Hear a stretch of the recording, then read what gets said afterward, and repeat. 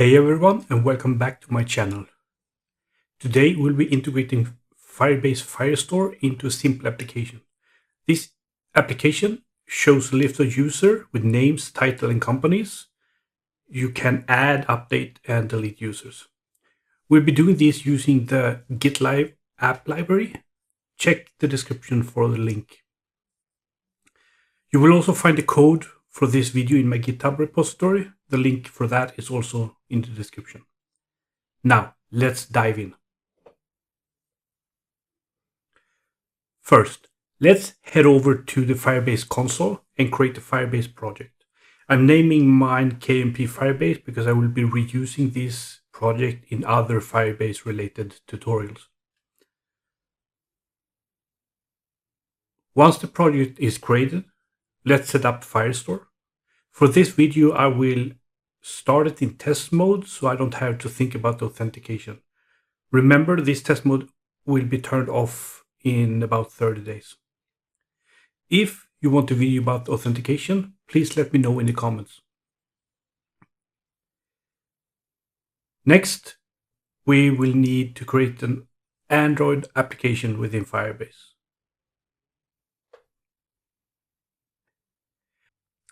We will also need the Android package name and a nickname for the application. You'll find the name in the build Gradle under the default config block inside the Android block. For the nickname, I'll just use KMP Firestore.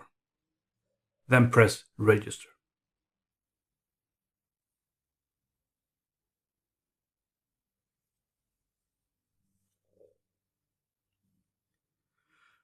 After that, we download the Google service file and save it to the compose app folder. This file contains all the necessary information and configurations for Firebase to work with our application.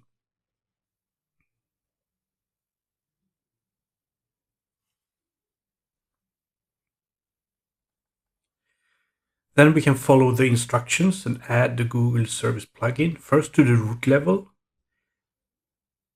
and also apply it to the build file in the compose folder. These steps ensure that our application can communicate with the Firebase service. Next, let's add the Firebase Boom dependency to the Android part. We will do the iOS and desktop in a little bit. We start by adding the versioning and the library to the version catalog, and then we go back to the app build file and add the Android dependency. Don't forget to sync Gradle as well.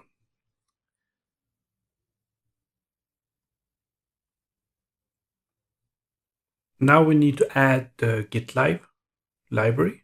We only need the Firestore library for now. So let's add this to the version catalog and then also in the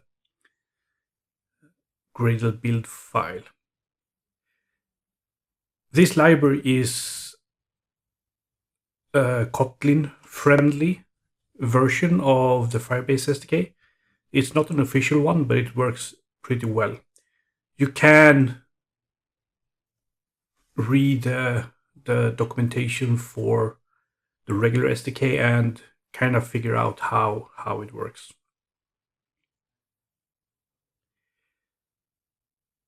The next step is to instantiate the Firebase for Android. I'll do that in the main activity.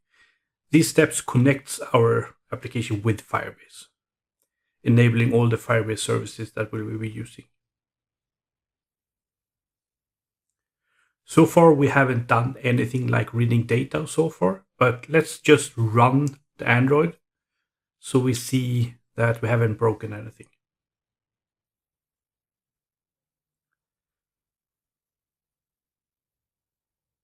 Okay, let's implement a new repository towards Firestore now. We'll call it Firestore user repository. I will speed up the implementation here. For the details, you can go and check the documentation.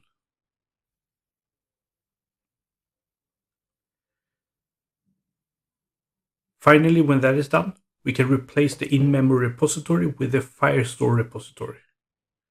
So this switch ensures that all the data operations now go to Firestore instead of being just in memory.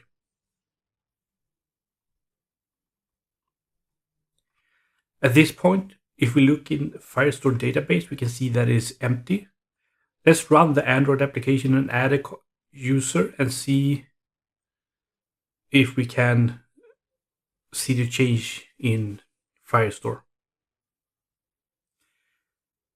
When we're adding root collection, it doesn't always update, so you have to reload the page. But we can see now that the user is added to Firestore database. We can also edit this inside Firestore and then return to the application and see that it's updated. Let's add one more contact and test the update functionality. I'll keep the Firebase project open in the background so we can see the changes happening in real time.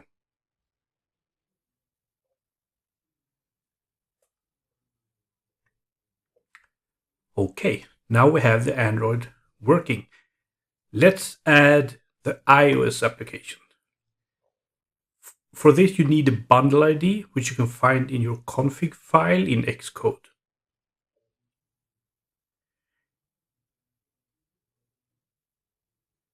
When I register the application, I will just give it the same name as the Android application. You could name these per the platform as well, if you want to. Now download the Google service file and place it in the iOS app/iOS app directory. Xcode projects don't recognize the file that is just added to the file base. You have to add them to the project as well. And you do that by right-clicking and add file to project. Just like we added the Firebase dependency to the Android part, we also need to add the dependency for Firestore in Xcode. You can do that by go to the menu and select package dependency. Here you can either search for it up to the right here, but since I have it in the recently used list, I can just pick it there. Click add package, and then we will look for the Firestore option and add it to the iOS app target. And just like on Android, we need to instantiate the Firebase. We do this in the iOS app file by creating an app delegate. We should be able to run and test our iOS application now.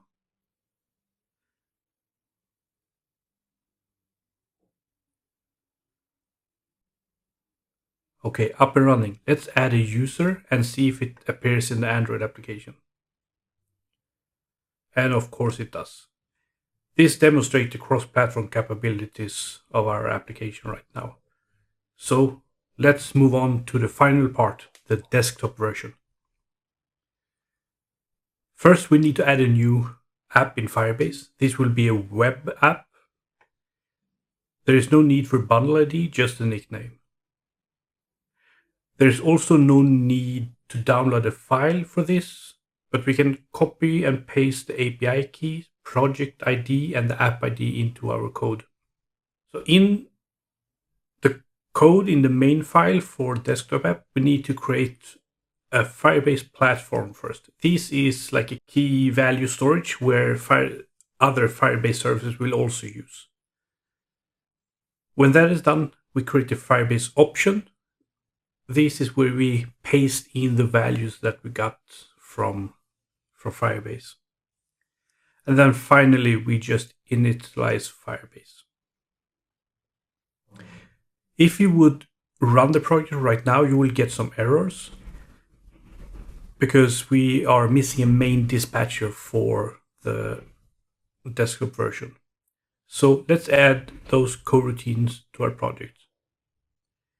For now, let's just add the core in the main, common main, and then the swing in desktop main dependencies.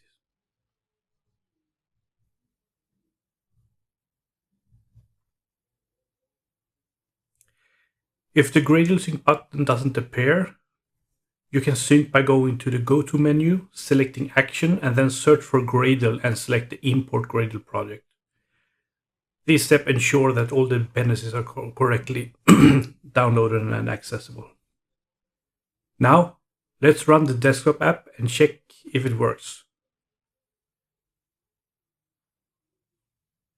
Let's do some random testing on all the apps to ensure that everything is synced and working correctly.